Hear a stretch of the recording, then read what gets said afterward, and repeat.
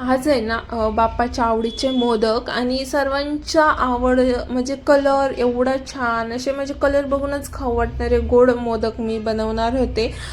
बाप्पा आलेलेत, मोदक बनवल्याशिवाय तर काय म्हणजे काम अपूर्णच वाटतं ना. मग मी त्यासाठी ऑरिओ बिस्किट आणले.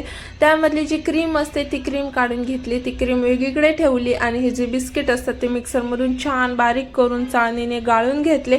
मग नंतर त्यामध्ये थोडंसं गरम दूध आणि साय टाकायची आणि ते छान घट्ट असं घट्ट आणि सेल दोन्ही असं मिडियम मळून घ्यायचं.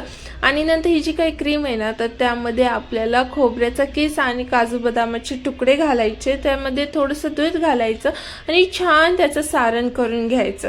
सारण करून झाल्याच्या नंतर थोडासा गोळा घ्यायचा आणि जो काही आपला साचा असतो ना मोदकाचा त्याला तेल लावायचं किंवा तुम्ही तूप बटर पण लावू शकता आणि त्याच्या सहाय्याने अशी छान म्हणजे कळ्या पडतात छान बरं का. त्याने छान असं प्रेस करून थोडंसं भरायचं आणि मध्ये जी काही क्रीम म्हणजे आपण सारण केलेलं असतं ना ते सारण घालायचं आणि मोदक काढायचा. त्यातून काय सुंदर मोदक होतं विचारूच नका. आणि खायला पण इतकं छान लागतं ना.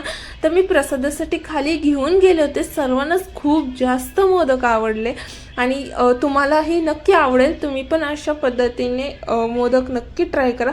चलो, गणपती बाप्पा मोरया.